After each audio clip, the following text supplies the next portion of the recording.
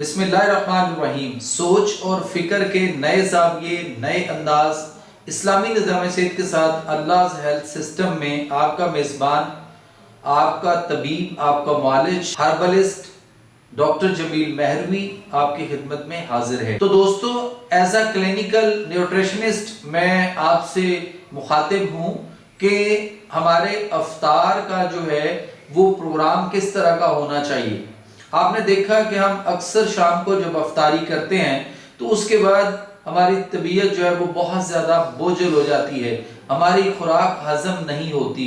उसके बाद हमें जो है वो पेट के मुख्तलिफ मसाइल जो है वो पैदा हो जाते हैं और उसके बाद हम मुख्तलिफ किस्म की दवाइयाँ खा रहे होते हैं, हम मुख्तलिफ किस्म के क्लिनिक्स और उसके बाद मेडिकल सेंटर या हॉस्पिटल की लाइनों में जाकर रात को क्यों लगे होते हैं।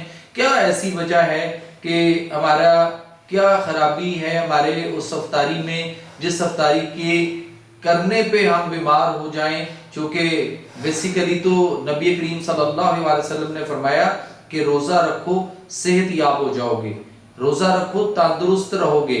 तो हम क्यों बीमार होते हैं, हम क्यों बीमार हो जाते हैं, हमारी तबीयत जो है वो अफ्तारी करने के बाद कैसे बोझल, डॉजीनेस, लिथार्सी, मतलब चक्कर आते हैं, कोई काम करने को दिल नहीं करता, मगरिब की नमाज पढ़ना हमारे लिए जो है वो बवाले जान क्यों बन जाता है।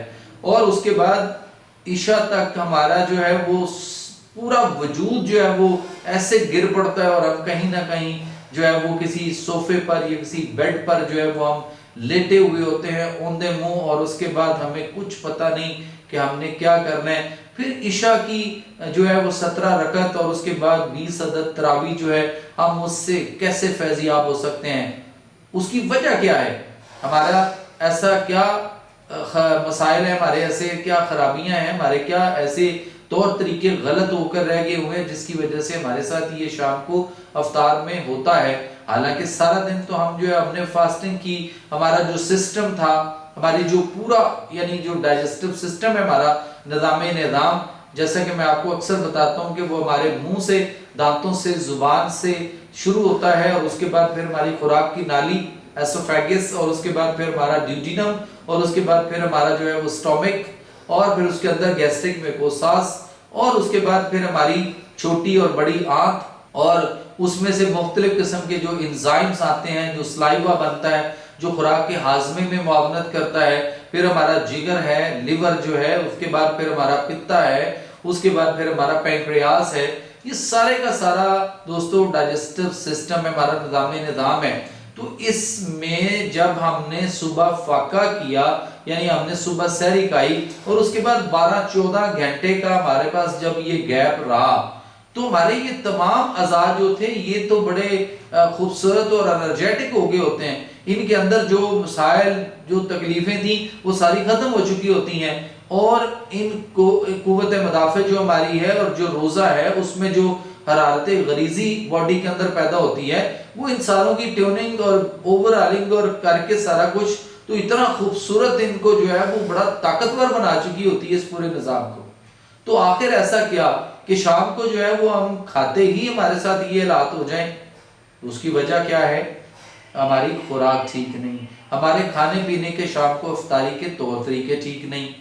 तो आइए चलते हैं हम अपने वीडियो की जानब जहां मैं आपको मुख्तलिफ चीजें जो है वो दिखाने वाला हूं कि आप शाम को अफ्तारी में क्या लें, क्या कुछ आप खा सकते हैं। मैं एज अ क्लिनिकल न्यूट्रिशनिस्ट आपको ये बता रहा हूं क्योंकि मेरा इस मामले में पिछले जो है वो मेरी तिब्बी जो खदमात हैं वो पिछले 30-35 साल मेरी जो है वो प्रैक्टिस है और मेरे जो इल्म मुझे अल्लाह ताला ने कुरान और सुन्ना से अता कर रखा है, मैं उसकी रोशनी में आपको गाइडलाइन देने की कोशिश करूंगा। अगर आपने दोस्तों अपने रमजान में अफ्तारी के अंदर इस शेड्यूल को अपना लिया और फिर उसके बाद अगर आप बीमार हो या आपको कोई तकलीफ हो तो फिर मुझे जरूर बताइएगा कि जनाब हमने तो ऐसा ही किया। हमारी जो जैसे मैंने सहरी का शेड्यूल भी आपको दिया एक वीडियो, तो आप सहरी में देखिए कि क्या लेना है। सहरी की वीडियो भी आपको हमारे महरवी टीवी चैनल के ऊपर आप जाएंगे हमारे पेज पे तो वो भी आपको मिल जाएगी। तो आप सहरी का शेड्यूल भी वो रखें और अफ्तारी का जो शेड्यूल आपको देने जा रहा हूं अगर आप यही रखें तो 5 दिन के बाद आप मुझे बताइएगा क्या कोई तकलीफ है, क्या कोई मसला है। इवन दो कि इंशाअल्लाह ताला अल्लाह के फजल से नबी करीम सल्लल्लाहु अलैहि वसल्लम की इस बात पे कि रोजा रखो सेहतयाब हो जाओगे, तंदुरुस्त हो जाओगे, तो ये यकीनन आपको इसका पता 4-5 दिन में चल जाएगा और आपको पता चलेगा और फिर आप हैरान होंगे कि काश ये बातें जो है वो हमें किसी आलिम दीन से पहले मिली होती और हम इस पे पिछले जो कई साल हमने रोजे गुजारे हैं, रखे हैं, वो काश हम इस तरीके से रखते। तो यकीन करें दोस्तों आपको मजा आएगा और आप एंजॉय करेंगे रमजान को और उसकी तमाम फयूज़ व बरकत को, और आपको कोई बीमारी आपके साए को नहीं छुएगी। यकीन करें, अगर आपको कोई मसला, कोई प्रॉब्लम हो तो मेरा नंबर टीवी स्क्रीन पे आ रहा है आपके सामने, आप उस पे 24/7 मुझे जब चाहें उस नंबर पे कॉल करके आप मशवरा कर सकते हैं। तो आइए चलते हैं हम अपने अफ्तार जो हमारा शेड्यूल है कि अफ्तारी में क्या होना चाहिए आपके दस्तरखान पर। तो प्यारे दोस्तों, मुसलमान बहनों और भाइयों, आपसे गुजारिश है कि आप अपने अफ्तार के अंदर जो आपका दस्तरखान है उसमें आप सिर्फ इन चीजों को अगर शामिल रखेंगे तो इंशाअल्लाह ताला आपको किसी तरह की कोई भी खराबी या मसाइल या पेचीदगियों का या मुख्तलिफ किस्म की जो छोटी छोटी तकलीफें और बीमारियां हमें आती हैं अफ्तारी के बाद, हमें इनका सामना जो है वो बिल्कुल नहीं करना पड़ेगा। आप शाम को अफ्तारी में 4 अदद खजूर ले लें और उसके साथ आपने 4 बादाम लेने हैं। बादाम की गिरी जो है वो कभी भी नहीं लेनी चाहिए। आप बादाम साबुत रखें घर में, उसको तोड़कर उसमें से फ्रेश और ताजा गिरी जो है वो निकालें, क्योंकि उसके अंदर जो है वो ऑयल भी होता है, चिकनाई भी होती है, विटामिन, लेमियात, प्रोटीन जो कुछ उसके अंदर है वो सारी उस बादाम को तोड़कर जब आप फ्रेश गिरी निकालेंगे तो उसमें से निकलेगी। और अगर आप बाजार से गिरियां निकली हुई लेकर आएंगे तो वो सारी के सारी ड्राई हो चुकी होती हैं, बर्न हो चुकी होती हैं, और उनके अंदर ये जो चिकनाई होती है, जो इसके अंदर ऑयल होता है, वो सारा खत्म हो चुका होता है, बल्कि उल्टा उसके अंदर फंगस आ चुकी होती है और ये हमें बीमार करती है। तो आप जब जितनी बादाम की गिरियां खानी हो या किसी भी आपने रेसिपी में डालनी हो तो आपको बादाम तोड़कर उतनी ही गिरियां फ्रेश निकालने जितनी आपको जरूरत है। उम्मीद है आपको ये बात समझ आ गई होगी। तो आप 4 खजूरें लें और 4 बादाम की गिरियां लें। एक खजूर खाइए पहले अच्छी तरह चबाकर, जब वो आप खा लें तो उसके बाद आप एक बादाम की गिरी चबाकर खाएं, फिर आप एक खजूर लीजिए और उसके बाद फिर आप एक बादाम की गिरी। तो इस तरह अल्टरनेटिव करके इसको आपने, यानी 4 खजूरें और 4 बादाम की गिरियां जब आप खा लेंगे, और उसके बाद अगर आप अफोर्ड कर सकते हो तो आप 3 अदद काजू जो है वो उसके 3 दाने काजू के भी लेकर खा सकते हैं। आप एक आध अखरोट तोड़कर उसकी गिरी निकालकर फ्रेश आप वो भी खा सकते हैं। ये चीजें लेने के बाद आप जो है नीम गर्म दूध आपने 1 गिलास लेना है, क्योंकि आपका सिस्टम जो है वो सारा दिन जो है वो फाका से रहा और आपके मैदे के अंदर एक हरारत गरीजी जो है वो पैदा होती है। जब आप फाका कर लेते हैं, फास्टिंग में होते हैं, रोजा की हालत में होते हैं खसूसन, तो फिर ऐसा होता है। तो वो जो हरारत गरीजे पैदा हुई आपके मैदे में, आपके डाइजेस्टिव सिस्टम में, उसने अब आपकी पूरी बॉडी के अंदर फैलना है। वो एक ऐसा आबे हयात है जो आपकी पूरी बॉडी में फैलेगा तो आपके बाकी अज़ा और पूरे जिस्म को सेहत और तंदुरुस्ती की तरफ लेकर आएगा। लेकिन हम क्या करते हैं कि हम इसके बरक्स से जो है वो शाम को ठंडे मशरूबात, हम मुख्तलिफ किस्म के मशरूबात लेते हैं। हम कभी कोई जामे शीरी बना रहा है, कोई दूध सोडा बना रहा होता है, कोई और स्कंजवीन बना रहा है, कोई लेमन सोडा कर रहा है, कोई और मुख्तलिफ किस्म के टैंक शैंक और इस तरह की चीजें जो हम बनाकर हम उनको ठंडा करके चिल करके ले रहे होते हैं। जैसे ही दोस्तों हम 2-4 घूंट उसके हमारे मैदे में पहुंचते हैं तो हमारे मैदे की ये हरारत गरीजी जो अल्लाह ताला ने हमारे मैदे के अंदर रोजा की हालत में, जब वो सुबह के सहरी की खुराक हमारे जिस्म में हजम हो चुकी और उसके बाद जब उसको रेस्ट मिली और रेस्ट के बाद उसने जब वो रीएक्टिवेट हुआ हमारा सिस्टम, तो उस वक्त ये हरारत जो है वो अल्लाह ताला उसमें पैदा फरमाते हैं, जिसको हम हरारत गरीजी कहते हैं। तो इस हरारत को तो आप जो है वो ठंडे मशरूबात लेकर उसको भी खत्म कर देते हैं और उसके साथ साथ आपका मैदा भी ठंडा हो जाता है वक्ती तौर पे। जैसे ही मैदा ठंडा होता है आपके पूरे जिस्म में एक सुकून की, एक तस्कीन की, ठंड की एक लहर दौड़ती है जिसको आप बड़ा एंजॉय करते हैं। लेकिन उस ठंड से, उस लहर से, उस तस्कीन से आपके पूरे जिस्म के कुछ देर के बाद असाब और जो उजलात हैं, यानी हमारा जो नर्वस सिस्टम है और जो हमारा मस्कुलर सिस्टम है पूरी बॉडी का, ये एकदम जो है वो ठंडा हो जाएगा और उसके बाद फिर आपको लेथार्सी, डोजीनेस, सुस्ती, काहली, कामकाज करने को दिल नहीं करेगा। फिर आपका जिस्म बोझल हो जाएगा, सर में दर्द, जोड़ों में, पट्टों में दर्दें शुरू हो जाएंगी। तो आप बताइए कि गलती तो हमारी है। नबी करीम सल्लल्लाहु अलैहि वसल्लम ने तो फरमाया कि रोजा रखो, सेहतयाब हो जाओगे, तंदुरुस्त हो जाओगे।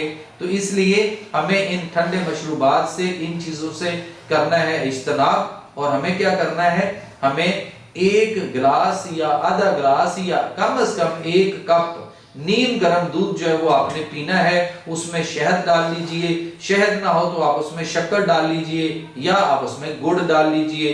नहीं तो आपने खजूरें तो ली हुई हैं, उसके साथ आपको ज्यादा मसला हो तो आप एक खजूर थोड़ी थोड़ी मुंह में काट कर और उसको चबाते रहें, साथ साथ घूंट दूध पीते रहें। ये चीनी और चीनी से बनी हुई जो चीजें हैं और कैंडल वगैरह, इनसे अपनी जान छुड़ाइए, ये इंसान के लिए मुज़र सेहत है।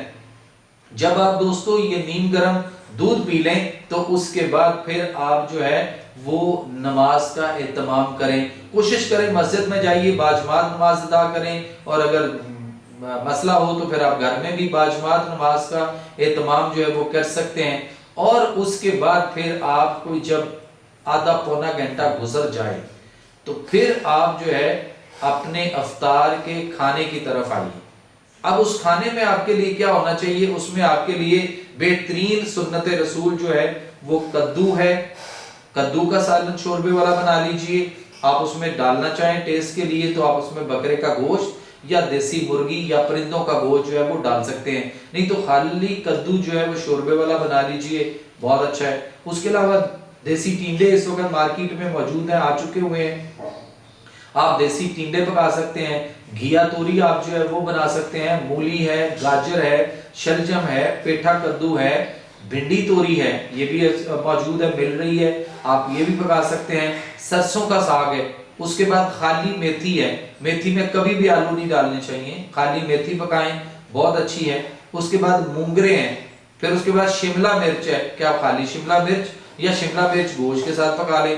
काले चने का शोरबा आपके लिए बहुत अच्छा है। मूंगी की दाल आपके लिए पतली बनी हुई हो तो बहुत अच्छी है। तो ये देखें, मैंने आपको काफी सारी चीजें जो है वो बता दी हैं। आप इनको एक एक दिन के अल्टरनेटिव डेज के ऊपर भी इनको पकाकर आप एक एक लेंगे तो आपके कम से कम जो है वो 10-12 दिन या 12-15 दिन आपके जो है वो गुजर जाएंगे। उसके बाद फिर इसी शेड्यूल को आप दोबारा शफल कर लीजिए। और फिर आपको जो फ्रूट वगैरह हम लेते हैं उसमें खुबानी है, शहतूत है, मिठे हैं, मौसमी है, नाशपाती है, चीकू है, केला है और अमरूद है। सीजन के मुताबिक जो चीजें इसमें से आपको मिल सकें आप सिर्फ उन्हीं चीजों के लीजिए। इसके अलावा जो बाकी चीजें मुख्तलिफ फ्रूट फल जो आप लेते हैं उनसे जरा इज्तनाब कीजिए, जो कि वो आपके लिए अफ्तारी में अच्छे नहीं हैं। मशरूबात में अगर आप लेना चाहें तो आप इसके बाद जब आप तरावी पढ़ चुके होते हैं तो उसके बाद आप गन्ने का रस ले सकते हैं, गाजर का जूस ले सकते हैं, केले का मिल्क शेक ले सकते हैं। लेकिन बशर्ते कि ये मिल्क शेक या जूस जो है ये बर्फ डालकर ठंडे ना हो, ये नॉर्मल रूम टेम्परेचर हो। केले का मिल्क शेक है, खुबानी का मिल्क शेक लिया जा सकता है। और कोशिश किया करें दोस्तों कि दूध आपका जो है वो बकरी का, गाय का, ऊंटनी का या भैंस का दूध, ये डब्बों के दूध वगैरह से इज्तनाब करें, डब्बों में कोई दूध नहीं है। और जो मसाला जात आप हंडिया बनाते हुए आप करेंगे अफ्तारी के लिए, उसमें आप सब्ज मिर्च, लहसुन, अदरक, प्याज, जीरा सफेद, दालचीनी, लौंग, हल्दी, सुर्ख मिर्च हल्की रखा करें, काली मिर्च बीच में थोड़ी सी डाल लिया करें, या खाली काली मिर्च में अगर आप हांडी बनाएं तो और भी अच्छी हो जाएगी। सब्ज पुदीना, सब्ज इलायची, देसी घी या जैतून का तेल, या फिर सबसे अच्छा हमारा पाकिस्तानी तेल जो है जिसको हम सरसों का तेल कहते हैं, इसमें खाना बनाएं। बहुत मुफीद है आपके लिए। और आप अपने अफ्तारी को इस प्रोग्राम के तहत अगर पूरा महीना चलाएं तो यकीन करें दोस्तों, आपको कोई किसी तरह की कोई बीमारी, कोई परेशानी, किसी तकलीफ का सामना नहीं करना पड़ेगा। तो दोस्तों, अगर आप अपने अफ्तारी के अंदर सिर्फ इस शेड्यूल को, इस मेन्यू को अगर आप रखेंगे तो इंशाअल्लाह ताला किसी तरह की कोई परेशानी, कोई बीमारी, कोई तकलीफ, बहुत माइनर सी भी, यानी जिसको कहते हैं शाम को सुस्ती पड़ गई, काहली हो गई, काम करने को दिल नहीं करता, जिस्म बोझिल हो गया, सर भारी हो गया, इस तरह की कोई चीज जो है वो आपको नहीं तंग करेगी। और जो लोग अफ्तारी के बाद चाय पीने के आदी हैं या रात को चाय पीने के आदी हैं, वो बिल्कुल चाय का इस्तेमाल ना करें, बल्कि बहुत अच्छा एक कावा, उसकी रेसिपी आपको बताता हूं कि आपने लेना है अदरक। अदरक आपने लेना है अपने हाथ के अंगूठे का, ये 1 पोर साइज टुकड़ा अदरक का, इसको मोटा मोटा काट लीजिए। उसके बाद आपने लेना है आधा चम्मच चाय वाला, हाफ टी स्पून जीरा सफेद, और 3 से 4 टहनियां आपने लेनी है सब्ज पुदीने की पत्तों समेत। अब आप इन तीनों चीजों को जो है आप फर्ज करें कि 4 गिलास पानी में डाल के चूल्हे पर रख के आप इसको हल्की आंच पे पकने दीजिए। जब ये फर्ज करें कि 2.5 या 3 गिलास रह जाए और पानी अच्छी तरह पक चुका हो, कच्चा ना हो, तो आप इसको नीचे उतार लीजिए। अब इसको आप कप में डालेंगे तो कम से कम 4-5 कप जो है वो आपके इतनी चीजों से तैयार हो चुके होंगे। और आप फिर इसमें हस्बे जायका शहद डालिए, गुड़ या शक्कर डाल लीजिए, नहीं तो फिर आप इसके साथ थोड़ी थोड़ी खजूर जो है वो मीठे के तौर पे वो आप लें, और इसको आप नीम गर्म जो है वो आप पिए। आप इंजॉय करेंगे। आपने जो आपको 17 रकत ईशा की पढ़नी है, उसके बाद आपको फिर जो है वो नमाज तरावी जो 20 अदद आपको जो है वो भी 20 तरावी रकत जो आपको अदा करनी है, वो भी आपकी बड़ी एनर्जेटिक और फर्स्ट क्लास किस्म की गुजरेगी। और इवन दो कि अगर आप इसी मेन्यू पे इसी तरह से सिर्फ अफ्तार में पूरा 1 महीना जो है वो गुजारिए, तो यकीन करें कि जिनके कोलेस्ट्रॉल बढ़े हुए हैं, यूरिक एसिड बढ़े हुए हैं, ब्लड प्रेशर बढ़ता है, और उसके बाद उनका शुगर लेवल है, और उनके जोड़ों के और पट्ठों के मसाइल हैं, इवन दो कि अगर उनके मैदे का अल्सर है या एच पेलोरी है, या उनके जो है वो इवन दो कैंसर तक के मरीज जो है, उनकी तबीयत जो है वो बहुत बहुत बेहतर और फर्स्ट क्लास हो जाएगी। और जितने आपके टेस्ट जो आप करवाते हैं और उनमें जो चीजें आपकी बढ़ी हुई होती हैं, वो सारे टेस्ट आपके 1 महीने के बाद इस खुराक, यानी जो इफ्तारी मैंने आपको बताई इसके मुताबिक, और जो सहरी आपको मैं दूसरी वीडियो में बता चुका हूं, वो हमारे आपको YouTube जो हमारा चैनल है मैरवी टीवी, उसके ऊपर आपको वो भी मिल जाएगी सहरी की जो वीडियो है। तो आप इन दोनों को, सहर और अफ्तार को जो है अगर एक साथ इसको कंबाइन करके शेड्यूल के मुताबिक सहरी और अफ्तारी को रखें, तो इंशाअल्लाह ताला 1 महीने के बाद आप न सिर्फ मुझे दुआएं देंगे, बल्कि हम सोचेंगे कि काश हमें ये चीजें पहले से पता होती और हम इस पे जो पिछली जिंदगी गुजर चुकी है, हम उस तरह से काश के गुजारते। और यकीन करें कि जिनके अभी टेस्ट बढ़े हुए हैं, इस तरह से अमल करके और उसके बाद देखें कि 1 महीने के बाद दोबारा आप चांद रात में 1 दिन पहले आप टेस्ट करवा लीजिएगा, तो आपको फिर ईद से पहले एक खुशी मिलेगी कि आपकी तमाम रिपोर्ट्स जो हैं वो मैक्सिमम नॉर्मल और विद इन अ लिमिट आ चुकी होंगी। क्योंकि अल्लाह के नबी, मेरे और आपके आखिरी नबी पैगंबर आज़म आखिर सल्लल्लाहु अलैहि वसल्लम ने फरमाया कि रोजा रखो, सेहत याब हो जाओगे, तंदुरुस्त हो जाओगे। हजरत अबू हुरैरा से ये हदीस जो है वो रवायत है जो मैंने आपके सामने रखी। उम्मीद है आपको हमारी ये काविश पसंद आई होगी। आप इसको शेयर करेंगे, लाइक करेंगे, चैनल को सब्सक्राइब करेंगे, और उसके साथ साथ आप बेल आइकन का बटन भी दबाएंगे। और इन बातों को कोशिश करनी है कि ये सहरी और अफ्तारी आप अपने दोस्तों को, अपने रिश्तेदारों को, अपने जानने वालों को ये वीडियो हमारी जो 2 हैं ये जरूर आप उनको भी पहुंचाएं, उनको भी फैलाएं, क्योंकि आपके दिल में जो रहते हैं आप उनको तंदुरुस्त भी देखना यकीनन चाहते होंगे।